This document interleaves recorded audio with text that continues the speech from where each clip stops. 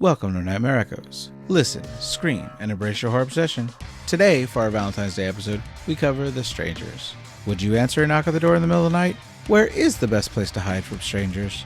And would you remember to loot the body? Next week on the podcast is The Pope's Exorcist. But until then, a movie that will make you remember to always have your cell phone charged. The Strangers.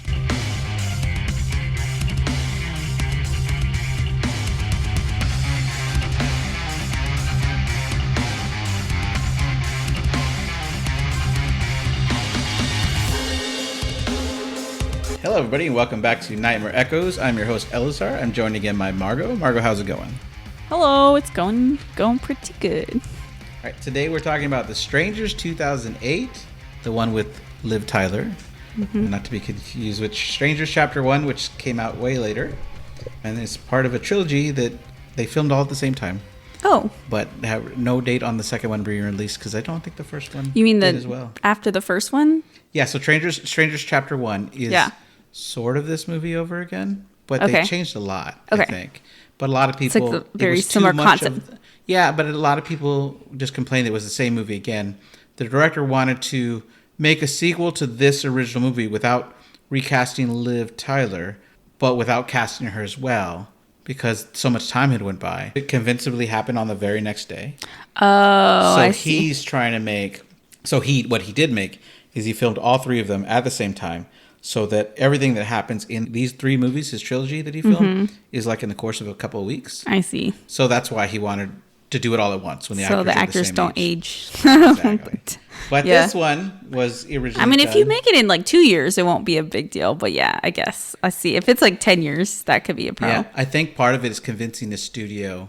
Like after you make one and then you didn't make the others at the same time. Yeah, they're going to want to see how it does. Yeah, how that's true. It does in the movie. You know what's funny is that I always think about this. If I watched a movie that was supposedly the next day, but it was filmed like 10 years later and everyone's really old, unless it's about children, I think I could suspend my disbelief. You know what I mean? Sure. Like, just do it. It's kind of silly sometimes that they try to, like, I don't know. I'm just like, we're watching a movie. We know it's not real. Right. But whatever. Anyway. So this one's written and directed by Brian Bertino. It stars Scott Speedman as James Holt, who is in the Underworld franchise and is in Grey's Anatomy. Oh, I forgot how hot Scott Speedman was until this movie. Oh, yeah. I did mention that this is our Valentine's Day episode. I didn't mention that yet because I thought it would be funny. Last year we did Warm Bodies.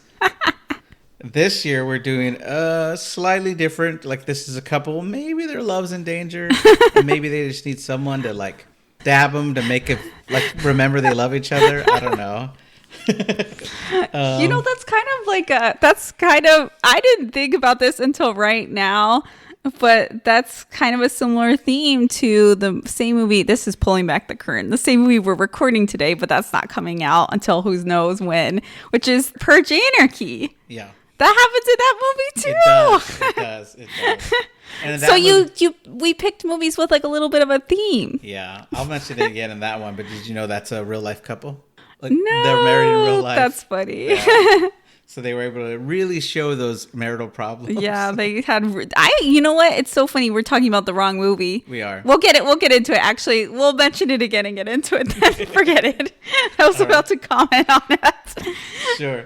Then we have Liv Tyler as Kristen McKay, obviously from Lord of the Rings, The Incredible Hulk, Armageddon. Yeah, anything a lot of you things. Want to mention? No, she still looks great too. She does, right?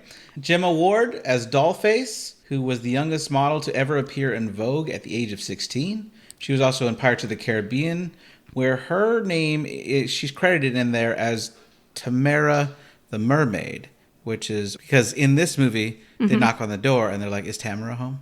Oh, and she's credited in Pirates of the Caribbean as Tamara the Mermaid. Oh, that's funny. I wonder if it was a nod. It has to be, right? I don't know. That's a funny coincidence otherwise. Then we have Kip Weeks, who plays the Man in the Mask, or Masked Man, I guess, depending on which fandom you're looking at here. I haven't seen the next ones yet. But in this movie, like, it doesn't matter who was playing these characters in a way. Right. No actors ever played them twice. Oh, funny. Because you can't tell. And I guess they'd never brought anybody back. Yeah.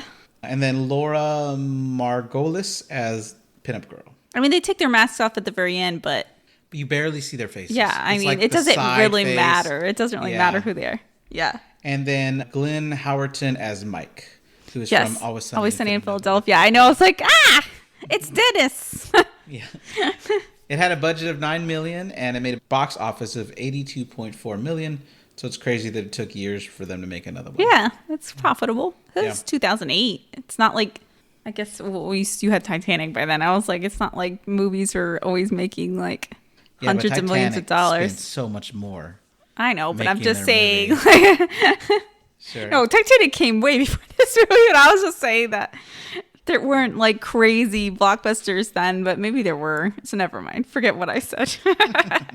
You're good. But this is a small movie. Yeah, I mean, it had big actors, but Right.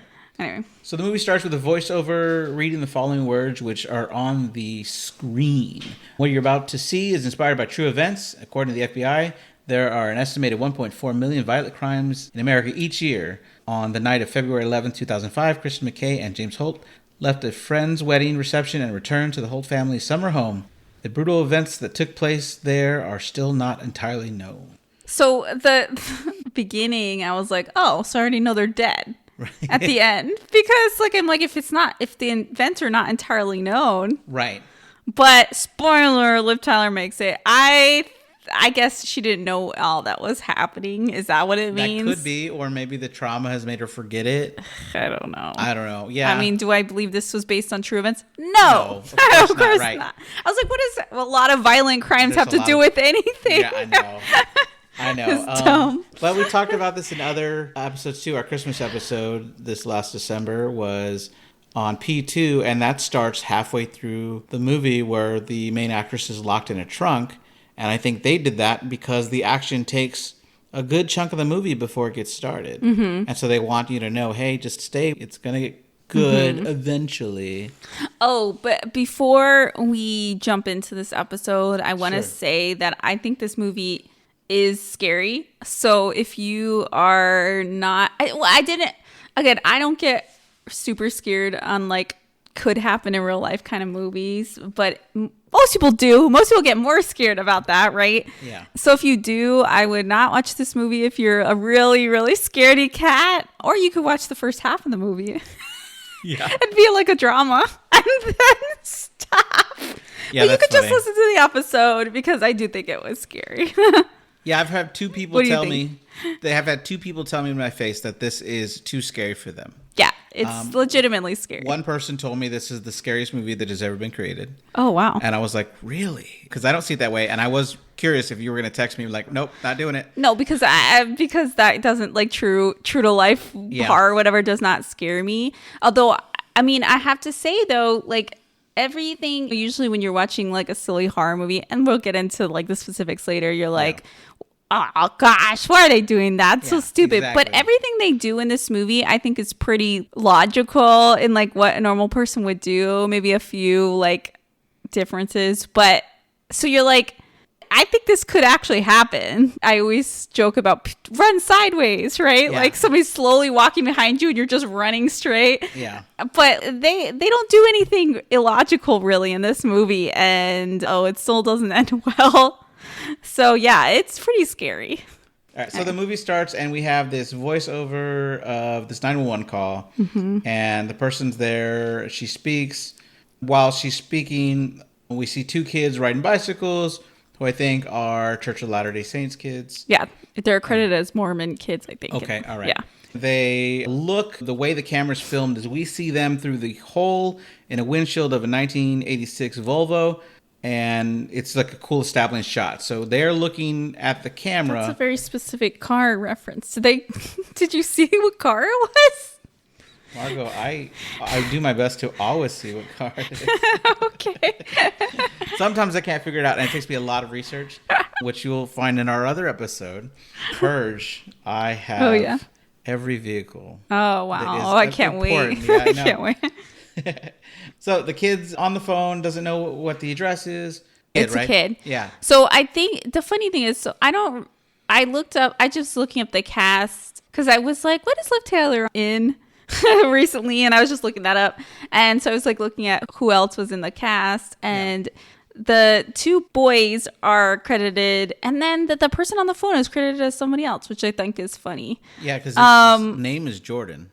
Yeah, it's just credited as like 911 caller or something like that. Oh, that is weird. And it's a different kid. So they didn't even have one of the two boys make that. They probably recorded it post. Yeah, they must have. I just thought that was funny. That is weird, yeah.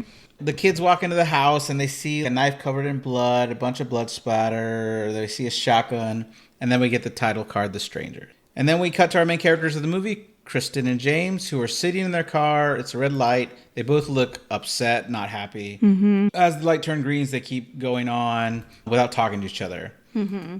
At the house, James stops to check the mail. You can visibly see tear tracks on Liv Tyler's face, too. So she's been crying. She's smoking a cigarette. Yeah, that's a plot point. So the kids don't smoke. Yeah, right? Don't smoke. It doesn't end well. But yeah, you don't know exactly. You don't exactly know what's going on, but they obviously seem upset for sure. Right, they've had a fight or something. Yeah, I wrote in my notes had a fight because it's not outright said. It's not right. They're not like yelling at each other or anything, but yeah, they seem upset. So James goes into the house first. It's dark, and we see that Kristen's reluctant to go in.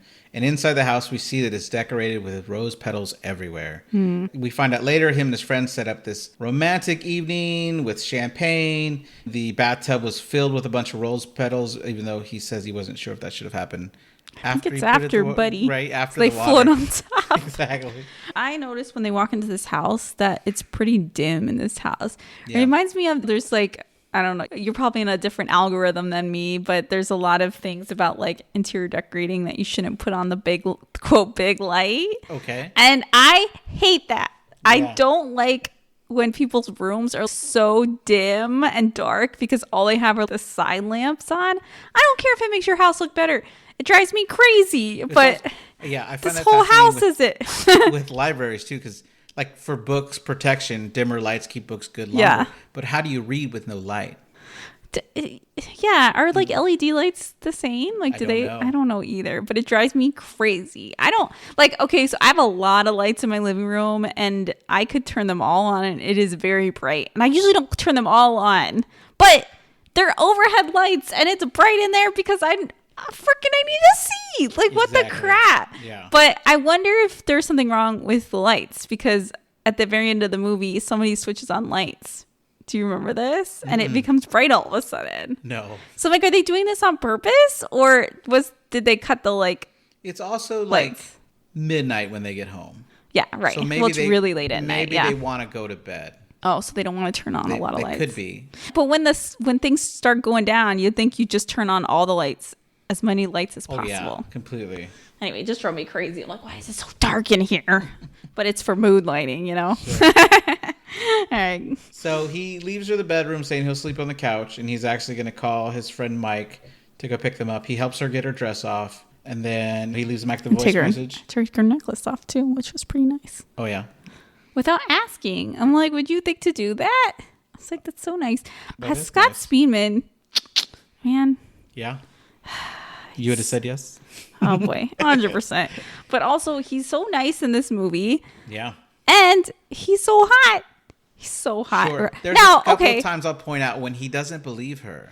No, okay, so we can discuss that. Yeah. And I was like, what's going on? But I'll get into it because I think I have like an explanation for it. Okay. But for most of the movie, he's like so nice and so hot. Oh, Scott Speedman. Right. From Felicity. Oh, boy.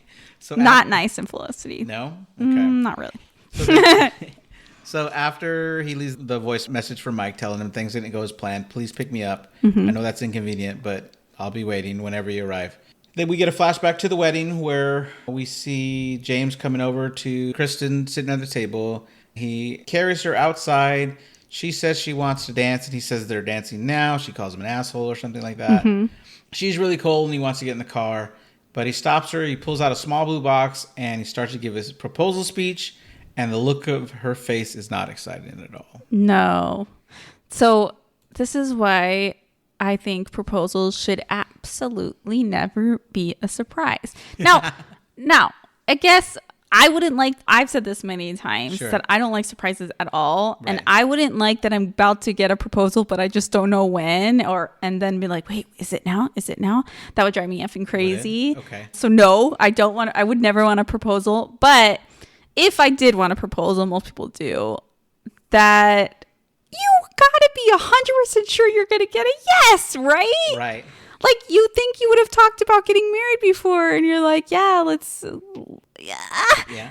I think definitely scared Jess in the relationship that I was talking about the future before she started talking. She was like, it's really definitely early. And as a woman, she knew not to bring up that too early in the relationship. Yeah. But yeah, she had given me one rule, and that wasn't to propose in front of the 300 people we worked with in AmeriCorps. Yeah. And so I did it in front of hundreds of strangers in No. Las Vegas. I would have said no. But she knew it was coming at some point. But she didn't know it was coming on that trip. I've told you this many times. If somebody asked me to marry them, which isn't happening, in front of anybody, I mean, unless it's like stranger, like we're like at a cliff top or what, I'm just making this up, and there's people milling about, whatever. People take notes.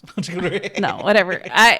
Like whatever, that's fine. But I'm talking about, like, if you propose to me in a way that even one person is paying attention, I will immediately say no, absolutely not, because you obviously don't know me.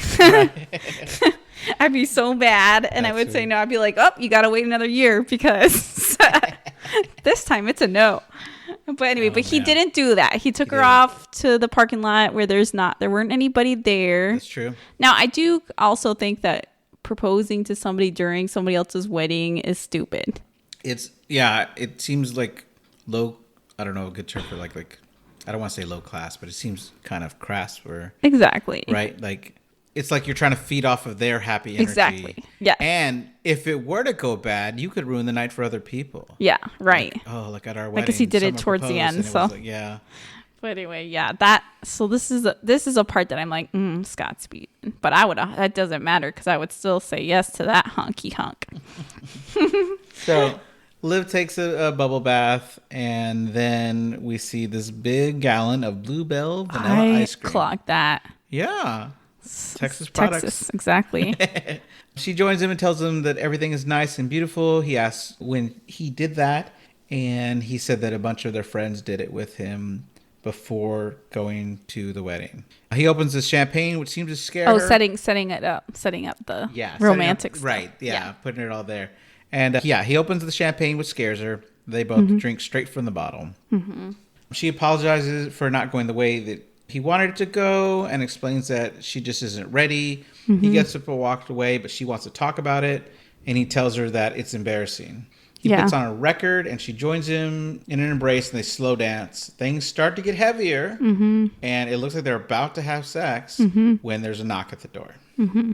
They're like, it's 4 a.m. The knock comes again. So they walk to the door. Yeah, I thought about they say it's 4 a.m, and I'm like, a lot of the movie happens in the pitch black. Yeah, it's like by the end. I mean, at the very end, it was daylight, but at the like a lot of it, it was like, shouldn't it be like a little bit not dawn? Thank you. I was saying twilight. We're both Twilight. The other way. Whatever. Yeah. Shouldn't it be a little bit light outside, right? But whatever. I guess maybe it's during whatever season that it doesn't get light until pretty late.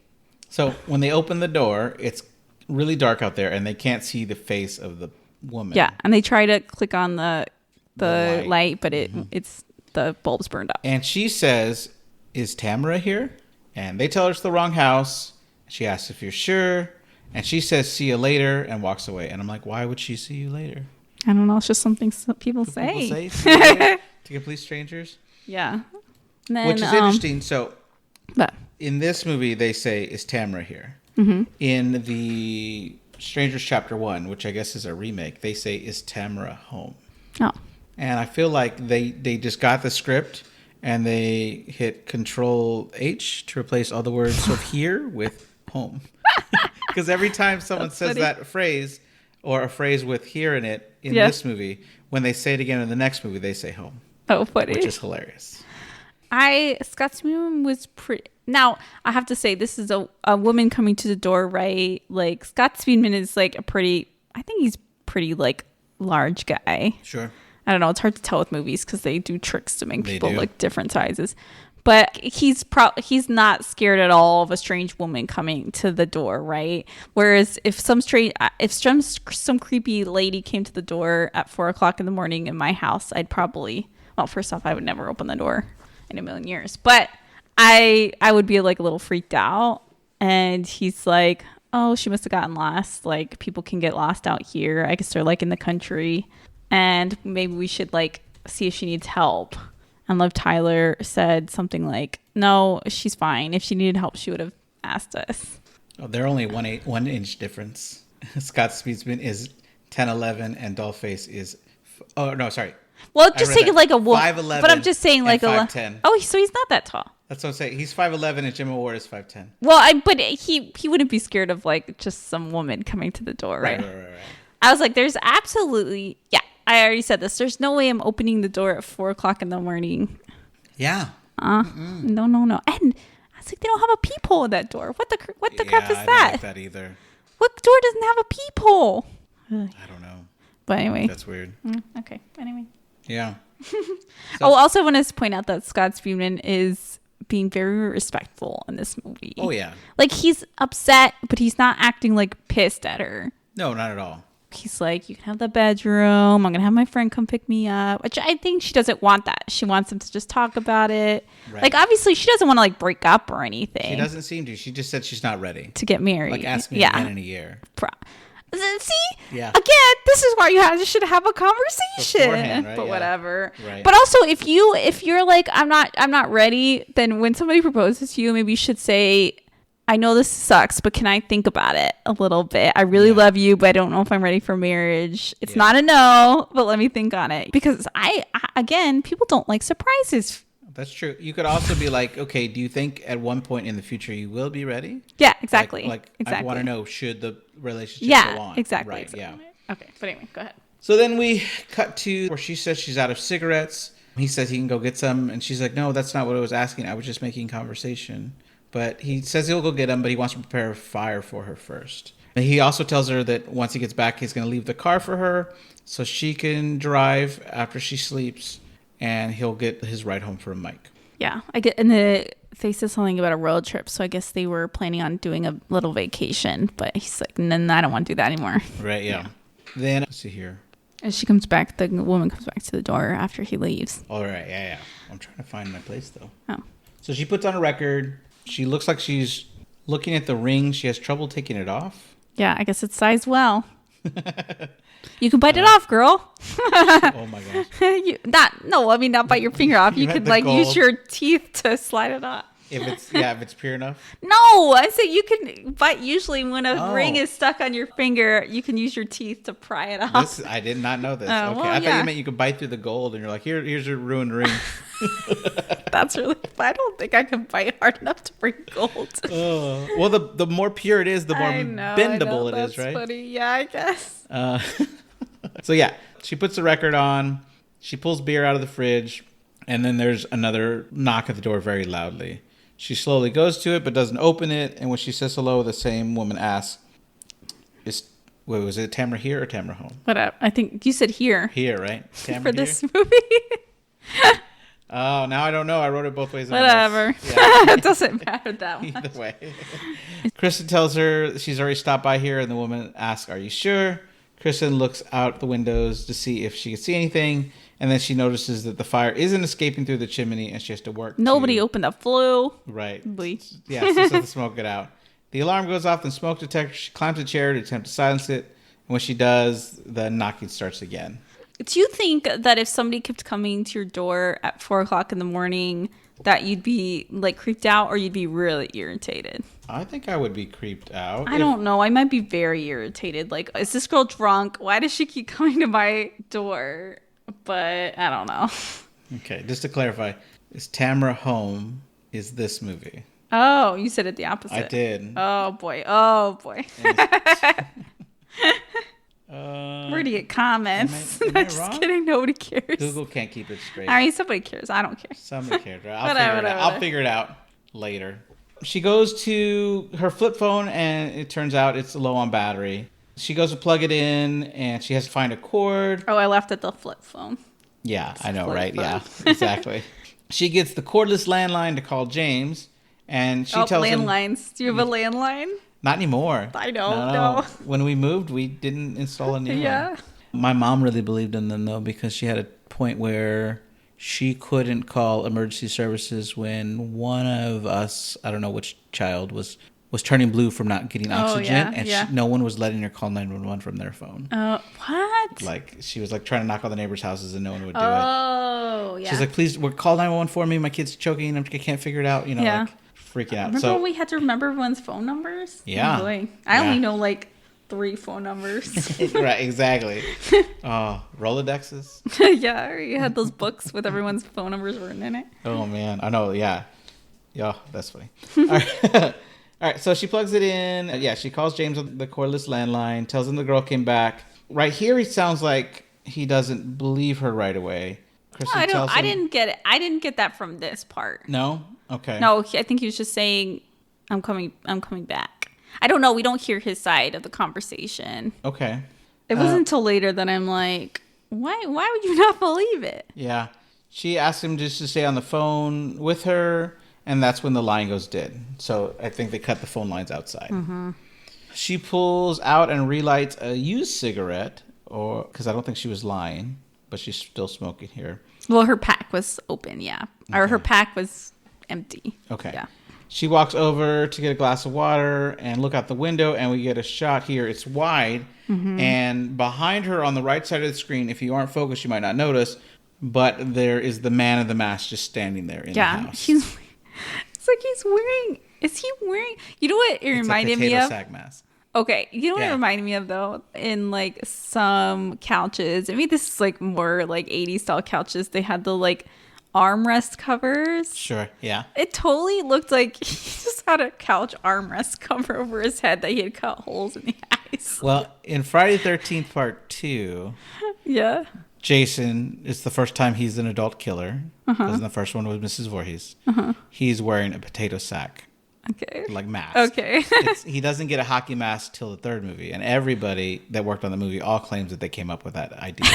And no one has ever agreed on who the person that came up with the idea is. Okay, so maybe it's a nod to that. It could be. It may, but every time I saw it, I'm like, is he wearing a pillowcase or like a couch cover over his head? It's creepy, okay? Don't let everybody think that me saying that is like, haha, it's funny. It's not funny. It was just funny to me because I look at it so looks like that to me. You gotta laugh so you're not scared, Margot. Yeah. So she hears something. She calls out for James and grabs a big kitchen knife.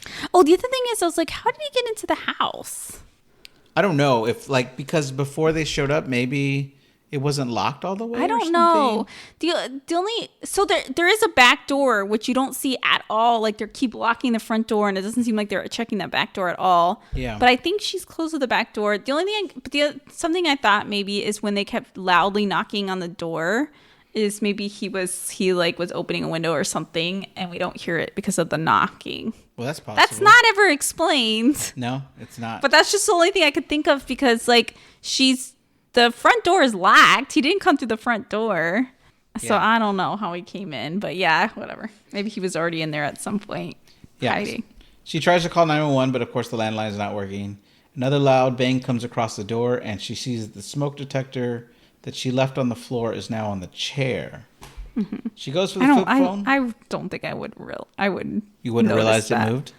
I don't think I would necessarily. I guess I put it there. Yeah, I guess I put it there.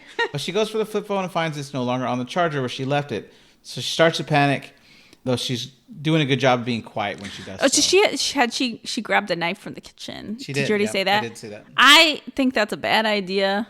Because you're going to yourself? Well, I understand the impulse to do so, but I'm not like a knife fighter. I don't know how to use a knife to stab somebody. No.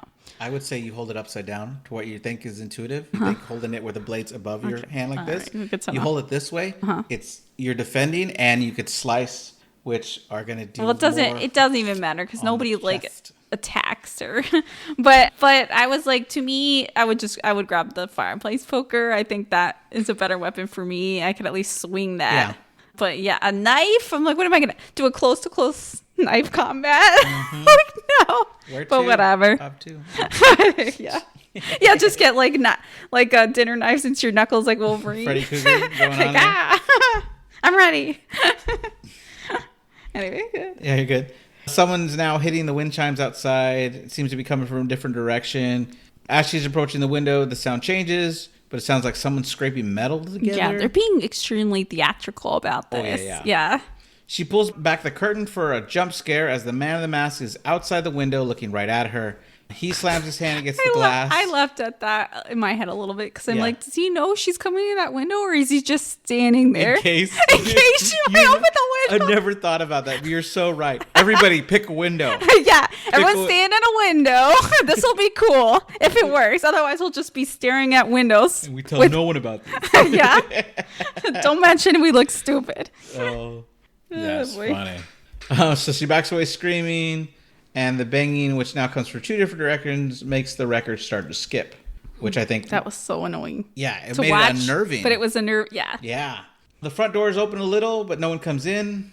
Kristen walks up to the door slowly, and right as she's about to close it, she gets her first glimpse of Dollface through the door, and she's able to slam it shut. Yeah, so they have like masks. The two girls have masks. They're kind of like porcelain? Yeah, I don't know, but like one of them looks like a doll's face, and one of them kind of look. What is the name of the girl? Yeah, well, I mean, it looks kind of like it's like a cartoony mask, but it looks like like a fancy lady with like rolled hair. Yeah, exactly. Yeah. So and then the other guy just has a pill. He's like, I'm not spending money on this. Yeah, right. I'm just getting a pillowcase. You'd think you'd be able to trace who ordered these kinds of masks. Maybe they just bought them at like a dollar store or something. There's thousands of them. They paid cash, yeah. Right. She hears glass breaking. She relocks the front door and runs to hide under the bed. She doesn't stay long. Do you think you could fit under your bed? Because I certainly could not. No, there's too much stuff under my bed. I don't have any stuff, but it's like low. It doesn't have space. Yeah. But I'm small. I'm really small. I just don't think I could fit under a bed. Well, no, since the move, I think there's different stuff. But before the move, there was all these portraits we ordered of our children. You just stuck them under the bed? They were all under the bed. Well, they used to hang up, and then when we moved, yeah, the walls are different. Yeah. I mean, before that, we had all the caricatures we've done over the years because we've done 15 caricatures of ourselves. When I was a kid, I got to move. Whatever, this is too much information. I'll just say that I had a queen size bed because I took someone else's room over. Whatever, it doesn't matter. Anyway, and the way I cleaned my room, quote unquote, is I just shoved everything under the bed. Sure. I thought that was funny. So anyway, but I literally don't think I could fit under a bed. You know what I would have done is locked myself in the bathroom, which is probably, it's a bad idea because you can't escape, but you know all the exits and entrances. Right. You know what I mean? Which they kind of do it later on. We'll talk about that later. But anyway, go ahead. So she doesn't stay long under the bed. She goes to shut the bedroom door and screams go away. Then there's banging on the exterior wall behind her. She grabs the lamp and struggles to turn it off, so she breaks the light bulb. She hears the front door open again. She crawls towards the door to have a look and stops by the front of the bed, ready with a knife. Then we hear the needle from the record turn off, and I'm like, thank God. Oh, no. And then James comes into the room. Yeah. Kristen tries to tell him that the people are outside, and he takes the knife away from her and sees that she's bleeding. I think it was from the bulb. Yeah, when she broke the lamp. Yeah. Mm-hmm. She closes the door and tries to put a chair in front of it, but he stops her, asking her how she knows someone was outside. She tells him she saw a man out the back door, and he was wearing a mask. And for some reason, he wants to know what kind of mask. And she's like, I don't know, fucking masks. Yeah, I don't know. He grabs a knife, and she's crying and begging for him not to go out there. He keeps telling her stop because... there. So I did think about this, is that he just came into the house. So maybe he thinks I didn't see anybody in the house. Yeah, could be. Because I'm like, it's so weird that he would not believe her at all. Yeah. It would be like, okay, I understand in these movies where there's a spirit or a ghost or a witch or whatever, and people don't believe it because it's not real. It's not a real thing, right? But in this case, it's a completely believable. Yeah. Right? In Paranormal Activity 4, the daughter shows the dad evidence. And he goes, you kids and your special effects with these computers. He's like, exactly. No, Dad, I recorded it. It's exactly. real. Like, oh, man. But in this case, there's absolutely no reason to not believe her. Right. So the only thing I think, because he later on says something, we checked everywhere and there's no one here. Yeah. I think maybe he had just locked the house. He's like, there's literally no one here. I just came in. I don't know. Because he does seem like dismissive, right? Like he does a little bit. But I'm like, but why would you be? I mean, I still wouldn't list him in like worst horror husbands. No, and he does. He checks every single room. Yeah. So he like takes that seriously and makes sure there's no one there. We do see when they go back out to the living room that her phone has been put in the fireplace and it's melted, but they never find that. Right. We seem to go to a storage room, which is full of boxes, and it's lit in red. He says there's no one there. He asks what she wants to do.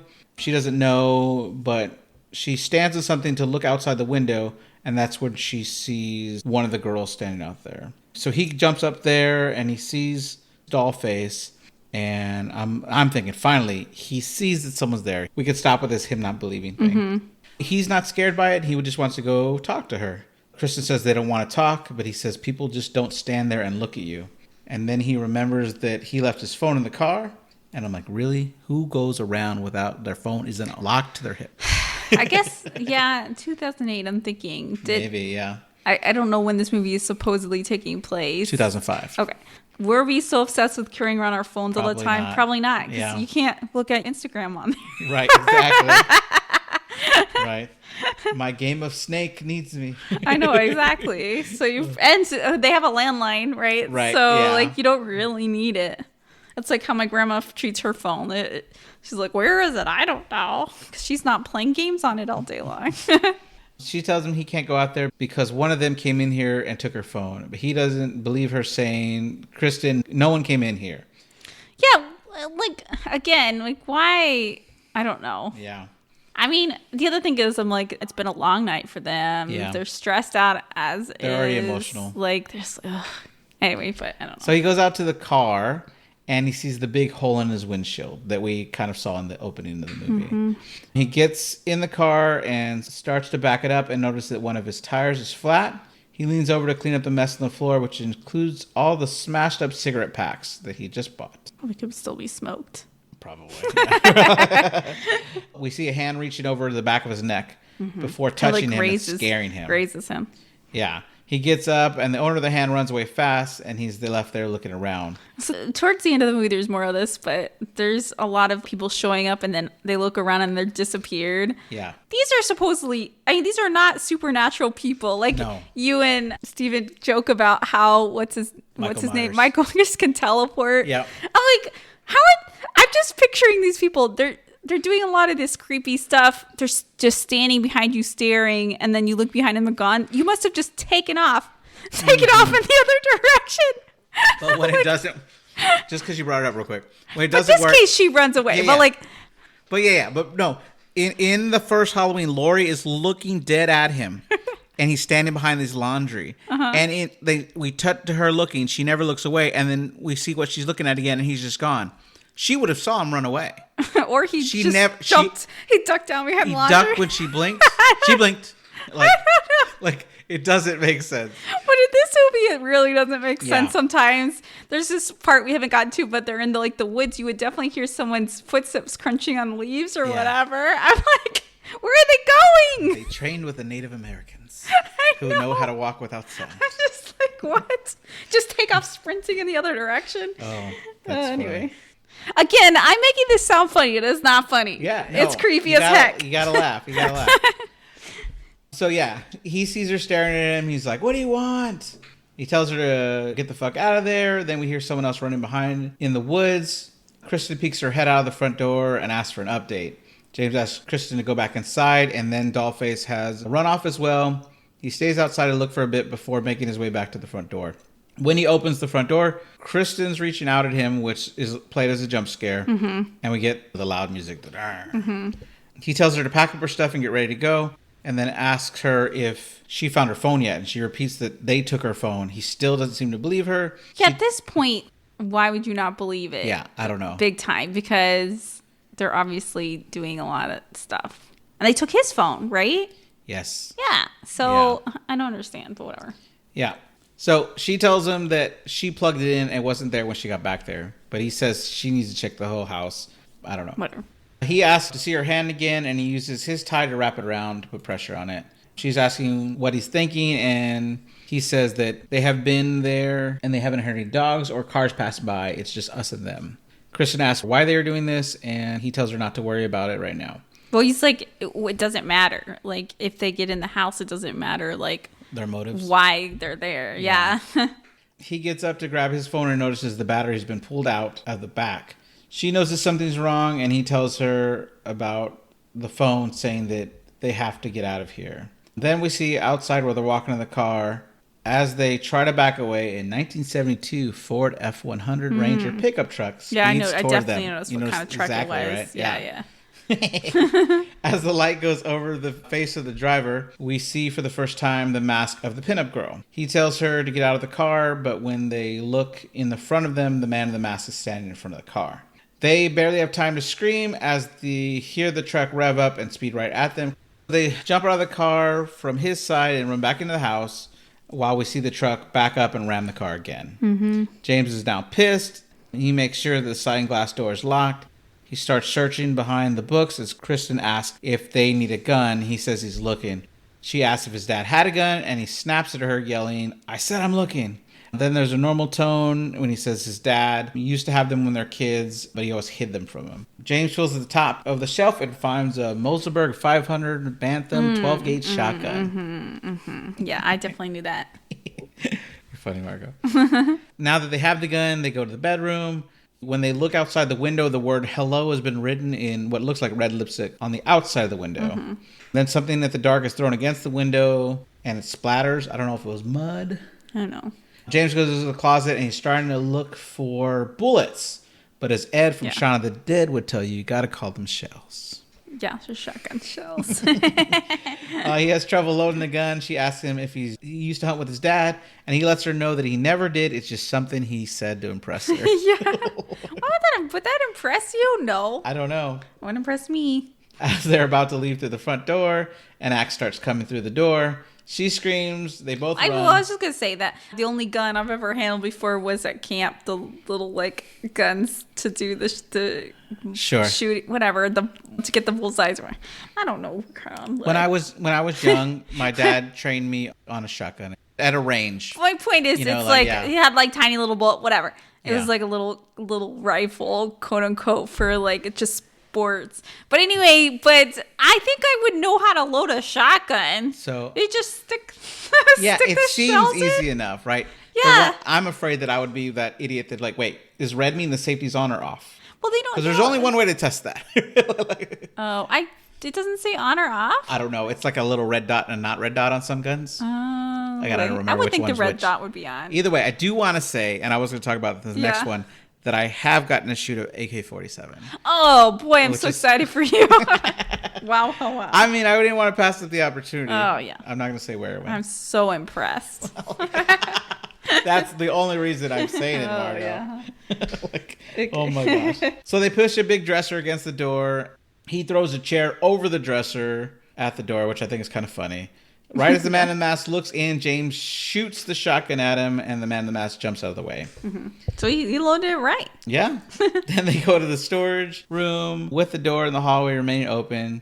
James has the gun pointed at the door. I think this is a good idea because now you only have one egress, one place that people could come through. But is it a good idea? Well, turns out no. But right. But you're not wrong. In a way it is because people are coming. Exactly. Right? Like it's not a room with a lot of different openings that people could come through. Right. Anyway. So then when they're hampered down there, that's when we see Mike pull up in his 1984 Jeep Cherokee. He decides to drive right up to the house. Stepping through, he calls him to let him know he's arrived, but he is only going to voicemail. Yeah. He's not super excited when he's leaving this voicemail. It's like super early in the morning, yeah. Then we see something fly through his front windshield. When he jumps out of the car, he doesn't see anyone. I was just thinking at that point, Mike is such a good friend. Shoot, yeah. To like come at like the crack of dawn to come pick up your friend. It might be 5 by now, right? Yeah, I was like, oh, that's a good friend. Yeah. No good deed goes unpunished. So he enters and he says hello and calls out their names, but they must not be able to hear this. Yeah, the part about this that I found irritating is, wouldn't you be yelling for them when you walk to the house? Hey, like, unless you think she's sleeping, even and you're trying not to bother them.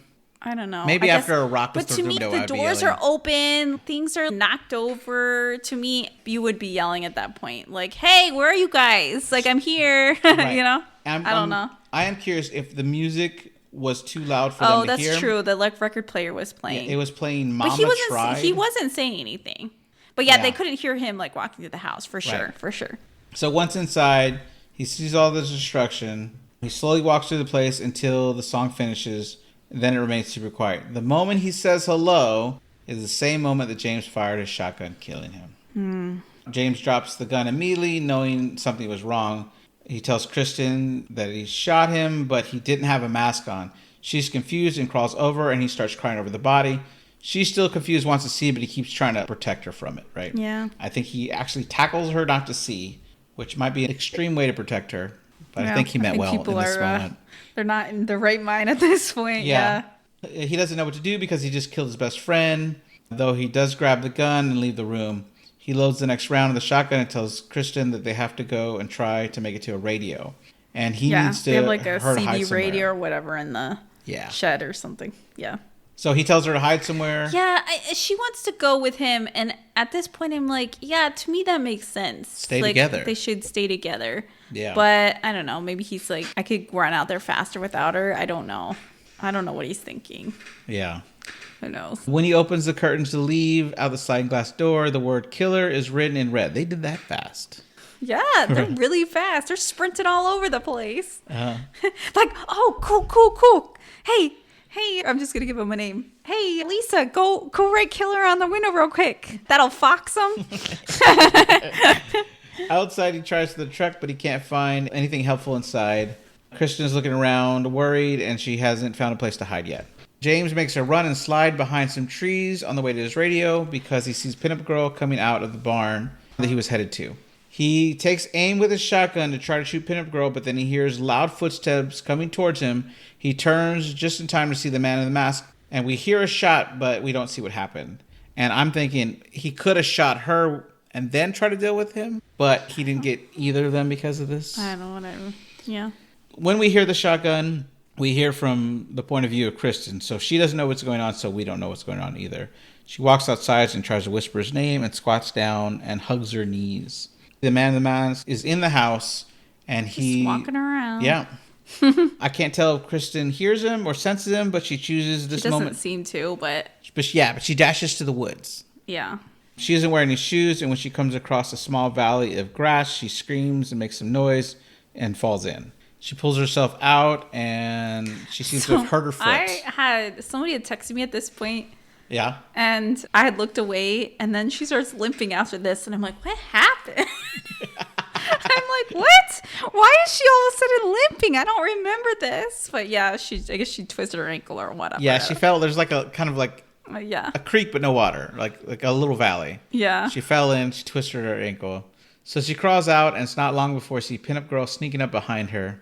She's being super quiet, even though, yeah, again, they're in the woods or whatever, where there's like leaves and stuff. Like, you would totally. And maybe they're teleporting too, because when she turns around, Pinup Girl's gone. This is the point that I'm like, boy, she booked it away. Yeah. Like, really booked it. She's like, oh no, I'm out in the open, and she could definitely see me. She turns around, I gotta run to a bush or something. So she makes it onto her feet and into the shed. She finds a flashlight and finds the radio. Okay, so she found a flashlight. Because I'm like, where'd this flashlight come from? Like, they didn't have a flashlight this whole time, and all of a sudden she has a flashlight. This is my thing. How did she see that flashlight? I don't know. Maybe I don't know. Who knows? But whatever. She has a flashlight. She doesn't help her one iota. Right. She hears someone coming. She ducks down, gets really quiet. She tries to use the radio. She does get someone on the other end who says, "Where are you?" But that's when Pinup Girl smashes the radio. So Kristen runs for it, and she is back outside. Now crawling back towards the house, we can hear Pinup Girl destroying more stuff in the shed. I was going to also say that I don't know how much good that radio would have really done anyway. Because, like, where are the people who are answering it? You know what I mean? Oh, they could have been far away, right? Yeah, I don't know how. Like, they seem to be like in a country house, kind of out in the middle of nowhere.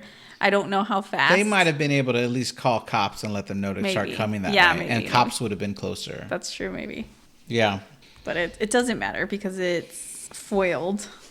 She runs into the woods. We do see that the man in the mask is now in the woods as well. She sees when Pinup Girl comes out of the shed, but it's unclear if Pinup Girl sees her. She looks over at a swing since they're making noise, and we can see the doll face is just having a good old time swinging. She crawls over. That definitely reminded me of Purge. Yeah. When I think they were doing something like that, right? When they were just kind of like outside the house, just kind of like chilling. They did swing. I think one of the girls was swinging. What did they call them? I don't remember. They worked with a polite leader. Yeah, I don't remember. But yeah, a male and a female, one of them were swinging on a swing, waiting to get inside. Yeah. I mean, that came after this movies, but yeah. It wasn't an homage or anything. It just reminded me of it. She struggles to get on her feet again and makes her way back to the kitchen. And while I'm not sure she's trying to be quiet on that foot, it's making her hard to do so. She hobbles over to the hallway where Mike is laying dead, and she knocks the picture frame off the wall. That's when the strangers turn off the power. She walks around and is very quiet for a time, and she sees the man in the mask walk into the room. She sees him before he sees her, and she backs away as he walks down the hallway into the bedroom. She takes this opportunity to hide in a small pantry. It's sort of see-through, but the shutters are angled, and it's dark in the pantry. So she can kind of see what's going on out there, but they don't notice she's inside. Mm-hmm. Someone comes into the kitchen. She can't tell who for a little bit. And she's trying to look out for a little bit, trying to hide in there. But then, of course, we get a jump scare as Dollface appears, looking right in, and Kristen screams. She fights to hold the door closed, but it's this thin wood, and Dollface is able to break a few of them loose, and then for some reason just walks away again. Kristen exits the pantry slowly. I mean, the whole thing is they're just like scaring you and walking away. They're just like messing with them. Yeah. Yeah. She exits the pantry and watches Dollface finds the ring box on the table. Dollface looks at her. Kristen tries to ask, "Who are you?" as Dollface is spinning the kitchen knife around on the table. Kristen gets her own but rather small knife out of the drawer and asks Dollface, "Why are you doing this to us?" Knife fight. Yeah. Reminds me, Under Siege 2, Steven Seagal. Was that Steven Seagal? I don't know. She doesn't get an answer, and then James is thrown into the living room by the man in the mask. Dollface tells Kristen, "Gonna die," and James tells her to run, and she does so. She sees Pinup Girl, but is able to make it into the bedroom, though she doesn't have a way out, as the windows don't seem to open. She screams and bangs against them, but stops when she hears James screaming in pain. She turns around. The bedroom door is just open, even though we know that she just closed it. Mm-hmm. So she screams for him, and then the power comes back on. And it's bright. Yeah. This is the part that, like, yeah. It's like Alexa before Alexa. Like when the power goes out and you turn it back on. That is so irritating. They come on the brightest settings. Yes, that's so irritating. If it happens in the middle of the night, like all of your smart lights come on, and then you have to go through the house, turn them all off by the switch. Ugh, gosh. So she walks into the hallway, and the soundtrack gets intense as the man in the mask grabs her and tosses her against the wall. This knocks her out, but only for a few seconds. We see that he's dragging her past Mike, and she tries to hold on the doorway and stops. Dead Mike. Yeah, dead Mike. Dead Mike, where his head has been blown off. Well, not his head, just his face. She tries to grip the wall and the floor, and she screams as we fade to black. Then light comes into the room as Pinup Girl opens the curtains. It's like daylight now. It's the morning. Yeah, it's morning. We get some exterior shots, including the one at the front door, as seen by the two missionary boys in the beginning. And now the two of them are tied to dining room chairs. Their hands are bound. Kristen struggles, and we see the three strangers are just there staring at them. Kristen asks, "Why are you doing this?" And we get what I consider a very scary line by Dollface, "Because you were home." Mm-hmm. Now, slight spoiler alert for the remake. Oh, that's what it says. So yeah, in the remake, they say here. So I did get that wrong at the beginning, right? Okay. So when they say here, "Because you were home," in the remake, they say, "Because you were home here." Okay. I'm never going to get that right. Whatever. It's such a weird change. It is a small little detail. Yeah.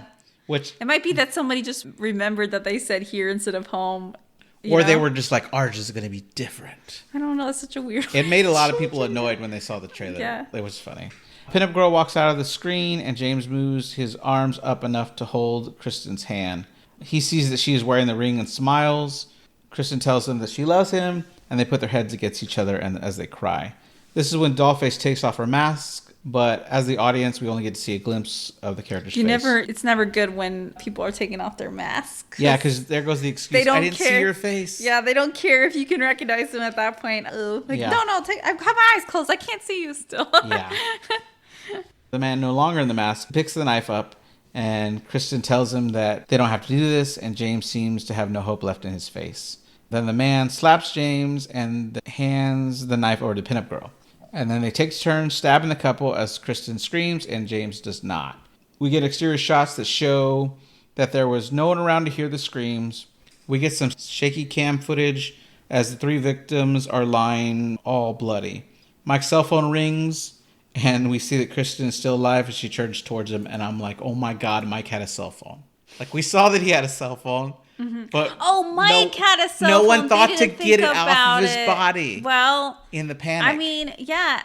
So the thing that this movie does so well, I think, is that they act pretty naturally of how you would. And for when Liv Tyler falls into the ditch, right? And like, because it is true, when you're like panicked, you're more likely to like trip and stuff because you're not paying attention. Yeah.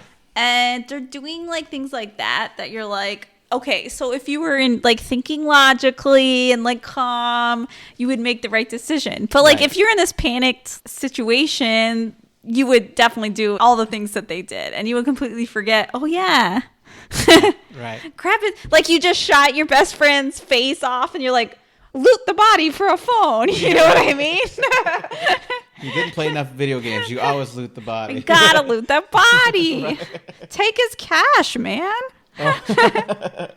She gets to this phone, starts to dial 911, but then the man in the mask takes the phone back away from her and then just leaves. Then we see the two missionary boys from the beginning as the truck pulls up next to them. Dollface gets out of the truck, and so does Pinup Girl, who just stays by the truck smoking. Dollface asks if she can have one of the flyers, which reads Christian Living, and the boys ask her if she's a sinner, and she replies sometimes, and he hands one over. Back in the truck, Dollface tells the other two that it will be easier next time, and they drive off. Now we get back to the start of the film. What do you think that line meant? I don't know. I don't want to spoil the next one. Okay. Oh, all right. Well, do you remember what you thought when you first... It just means that they do this every once in a while. I don't know if they wait a few months. Okay, but what I meant is, do they mean logistically easier, or do they mean like emotionally easier? I think it might mean the second one. Like we've killed people. Now it'll be easier to kill people again. I just don't.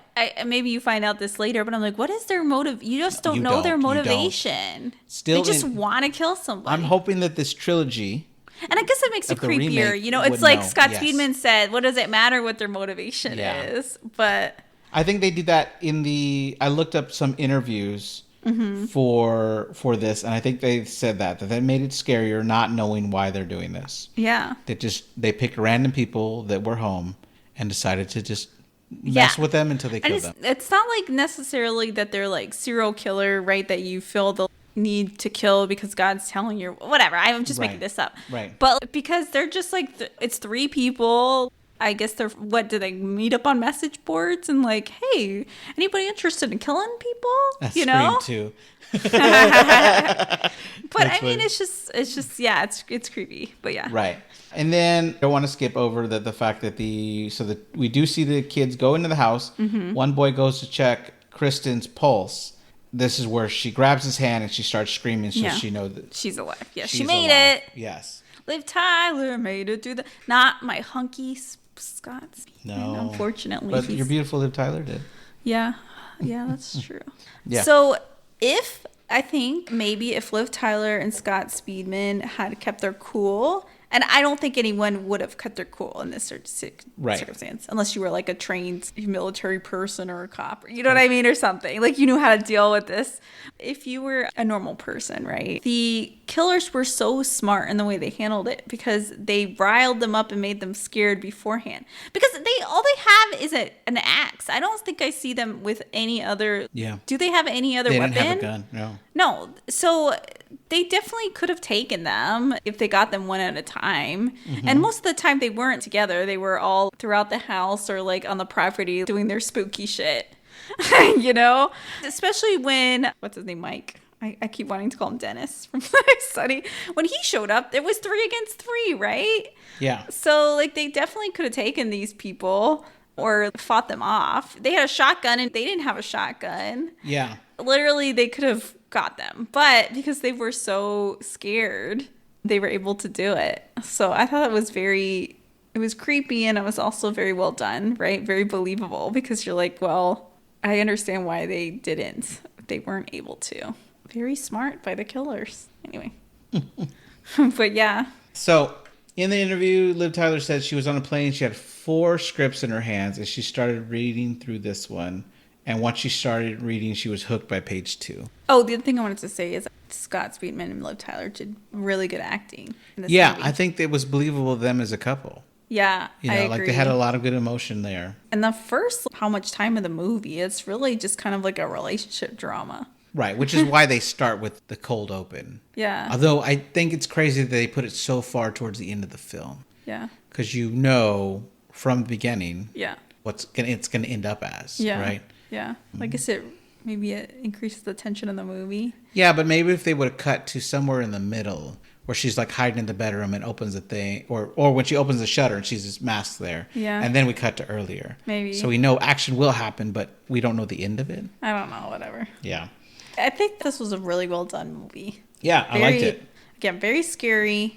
I wasn't overly scared because I don't know why. It doesn't make any sense, but I'm just not like too scared for things that could actually happen, which is totally illogical. I agree with you. I mean, I still haven't figured out what scares you yet. But this was scary. This was very creepy and scary, like for sure. I told you, Midsommar.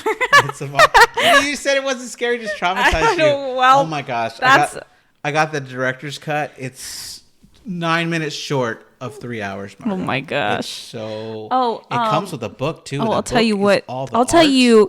Oh yeah, cool. The movie that made me like never want to watch horror movies ever again, I'll tell you that, was Ju-on, I don't know if that's how you pronounce it, but the original version of The Grudge. Right. Oh my gosh. Have you seen that movie? No, not the original. Oh, you should watch it. I definitely want to. It's different than did you watch the American remake? Yeah. It's, to my mind, it's way scarier than the American one. Yeah. But yeah. Anyway, so there you go. There's a movie that I find terrifying and will never want to watch again. Well, I don't remember it either. But I think these Japanese horror movies, a lot of times they don't really make sense. Right? So I don't know that I would remember it anyway. Yeah. Well, I feel like in those, they don't put as much of a backstory or explain. They don't explain it at all, right? Because I think, American audiences, which makes it more scary, right? Because you're like, well, maybe I could avoid it because this and that. But there's no way to avoid it in the Japanese movies because it's like, it's random. You can't, there's no logic to it. Anyway. Yeah. Scott Speedman said that what attracted him was the fact that this movie seems like it could happen to anyone. Yeah. And will make you second guess every time someone rings your doorbell at night. Well, I don't answer the door during the day. Jill Ward said it was hard to act because her and her co-stars were all in their masks. It's hard to read their reactions. Yeah, that makes sense. Yeah. Liv Tyler had just turned 29, which makes the first time that she worked for a director that was younger than her. And she added that the fact that she had just had a baby made her feel really old. And she wasn't sure she could do this role. Oh, yeah, 29 ain't shit. Right, exactly. Right, yeah. Laura Margulis, who played Pinup Girl, believed that the strangers are motivated by hopelessness and alienation, and thinks that they are trying to have control when they don't have control of their own lives. Could be. I mean, that's just as good a guess as anyone. Just like your opinion, man. Yeah. But cool. I look forward to watching the sequel with you. Okay. And then eventually the remake. Okay. Yeah. All right. Thank you, everybody, for listening. This has been Nightmare Echoes. We have episodes every Monday. Please follow us on Instagram at Nightmare Echoes Pod. And if you like what you hear, please give us a 5-star review. Bye. Bye.